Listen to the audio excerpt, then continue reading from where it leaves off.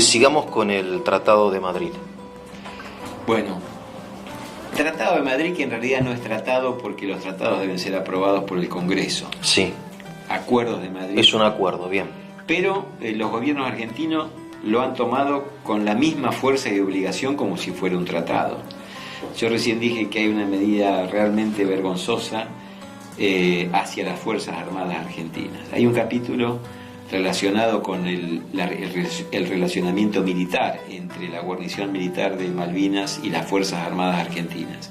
Y es que ese tratado o ese acuerdo obliga a las Fuerzas Armadas Argentinas que se van a mover al sur del paralelo 40 o al oeste, de no me acuerdo qué meridiano ahora en este momento, pero que pasa por el oeste de las Malvinas, en zona próxima, sea por modo marítimo o por modo aéreo, a denunciar con 48 horas de anticipación el derrotero de las naves o de las aeronaves. Es decir, ese acuerdo obliga a que la Argentina le pida permiso a otro país dentro del territorio argentino. Dentro del territorio, de decir, mirá, voy a sacar un barco en tal lado, voy a mandar un avión a tal lado. Te estoy avisando. ¿A quién le cabe eso? Ahora, ellos no. Entonces yo personalmente digo, ¿qué le cuesta a los gobiernos argentinos? Ahora, lamentablemente, estamos en una situación de fuerza, realmente en un estado de indefensión en cuanto a instrumento militar. Sí, sí. Pero estamos hablando de los años 90, dejando de lado que Menem hizo este acuerdo, o aún a principios de los 2000, y te diría que hasta el 2005, 2006, ya con la presidencia de Kirchner, ¿qué impedía a los gobiernos argentinos cuando hacían sus ejercitaciones anuales con las tres Fuerzas Armadas, en vez de hacerlo en el campo General Ábalos en Corrientes, o en Santa Rosa, o en Mar del Plata, o en Puerto Belgrano, ¿por qué no estacionar la flota, la Fuerza Aérea, frente a Río Gallegos, frente a Comodoro, y operar en el espacio marítimo próximo a Malvinas? ¿Qué impedía? Nada impedía. El único impedimento fue la falta de decisión política de hacer estas cosas. ¿Por qué digo esto?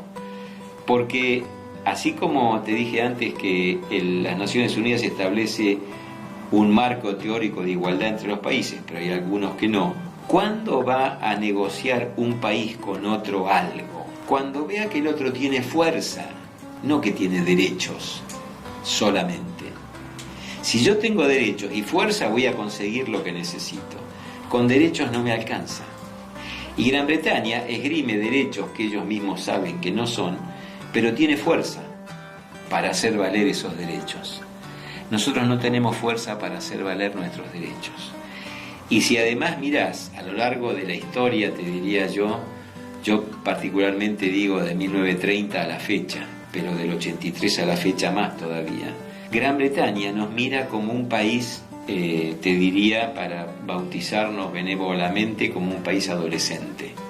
¿Qué es un país adolescente? Un país que no sabe lo que quiere. Sobre todo cuando ve enfrente a un país que se agota en cuestiones intestinas, en vez de mirar para afuera, en vez de mirar para adelante. Un país que de 1930 a la fecha lo único que ha hecho ha sido entrar en un tobogán y ha perdido, en cuanto índice lo quieras medir, estamos para abajo. Entonces Gran Bretaña dice, ¿pero ustedes qué? ¿Por qué nos van a mirar con seriedad? Claro, decídanse qué quieren ser y después charlamos, pero digamos, además una cosa nos ven así. como un país que no somos serios. Claro, que no lo somos, porque cambia no el gobierno somos. Y cambia la política, Pero no hay fíjate, largo plazo. Solamente analiza el último gobierno militar, 1976-1983. Solamente eso, no vamos al 30 a la fecha. Sí, sí. Solo esos 7 años. El gobierno que asume en el 76 asume porque el país se prendía fuego. El país era objeto de un ataque de la subversión y del terrorismo internacional, como pasaba en toda Latinoamérica y en muchas partes del mundo. Sin embargo, inmediatamente adhiere al boicot de Estados Unidos a Rusia, y cuando Estados Unidos no le vende trigo, Argentina le vende trigo. Pero no era que la Unión Soviética es la que financia los movimientos terroristas que nos atacan a nosotros. Y no Vos me estás solamente diciendo eso, que nosotros le vendíamos trigo a la Unión Soviética pero por supuesto, durante el gobierno militar. Ah. Y no solamente eso, el boicot de Estados Unidos a las Olimpiadas que se hacen en Moscú, Sí. no va a Estados Unidos, pero va a Argentina. Uno de los partidos políticos vigentes que apoyó el proceso de reorganización nacional fue el PC. PC, Partido Comunista. No, eso no sabía. ¿Está ¿no? bien? Sí, sí. Pero después llega otro presidente del mismo proceso que es tratado de general majestuoso y es arropado en Washington, que es Galtieri. Entonces vamos y venimos. Claro. Y eso Gran Bretaña lo ve también. Y lo ve todo el mundo. Entonces, ¿cuándo? Y ahora volvemos a Malvinas y Sí. vamos al conflicto. Sí, sí. Cuando el gobierno del 82 piensa en una maniobra sobre Malvinas para recuperar el territorio como forma de obligar a Gran Bretaña a negociar la soberanía, está cometiendo un error criminal, te diría, más que imperdonable, criminal. ¿Por qué? Porque la Junta, pero sobre todo Galtieri, creen que Estados Unidos va a apoyar o va a ser neutral si Argentina hace algo contra Gran Bretaña. ¿Por qué cree eso? ¿Por qué cree eso? Sinceramente, y te voy a repetir palabras escritas, texto, Sí. del informe Rattenbach. Sí. El informe Rattenbach lo llama a Galtieri a declarar 5 veces. ¿Por qué lo llama a declarar 5 veces? Porque cuando llaman a declarar a distintos integrantes de aquel gobierno, hay cosas que Galtieri dice y que otro dice que producen alguna contradicción, entonces vuelta, venga y explíqueme. En la última declaración de Galtieri, el teniente general Rattenbach lo despide a Galtieri. Más que lo despide, lo echa. Porque después de 2 o 3 idas y vueltas en donde Galtieri discute con Rattenbach, esto está escrito, no lo inventé Sí, yo, sí. se puede ir y leer. Bien. Rattenbach le dice: señor teniente general, retírese. Y Galtieri le dice: mi general, yo quiero decirle, puntos suspensivos, Rattenbach, 2 puntos, usted no me puede decir nada. No me va a decir nada y se va a retirar porque además usted no es apto ni para el grado ni para el cargo. Punto. Se termina la reunión. ¿Qué te quiero decir con esto? Que cuando Rattenbach estudia y la comisión estudian el proceso decisorio de la Junta para llegar a lo que se llegó, están diciendo: usted se equivocó en la apreciación política de quién iba a ser su aliado, su amigo o su apoyo. Creyó que Estados Unidos lo iba a apoyar. ¿Por qué?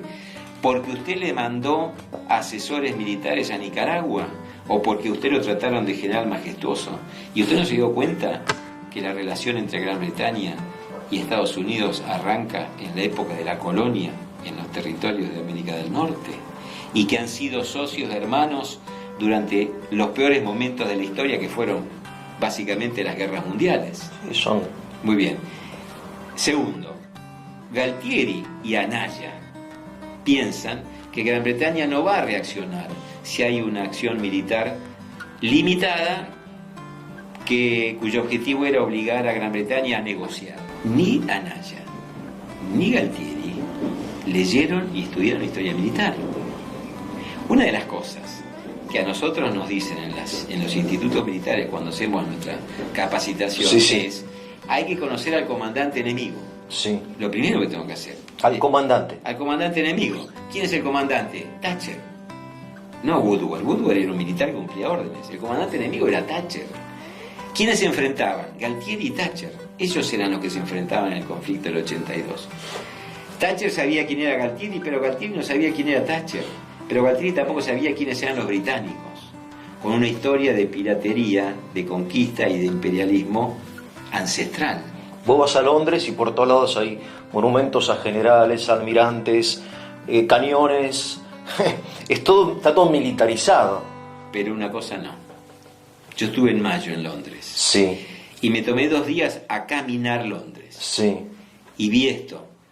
El monumento a este, al otro. Recuerdos, homenajes.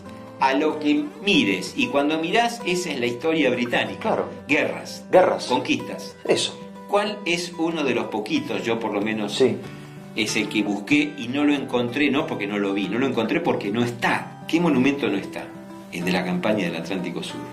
No hay ningún monolito, estatua, homenaje, ni nada que diga en homenaje a los del Atlántico Sur Falkland. No existe.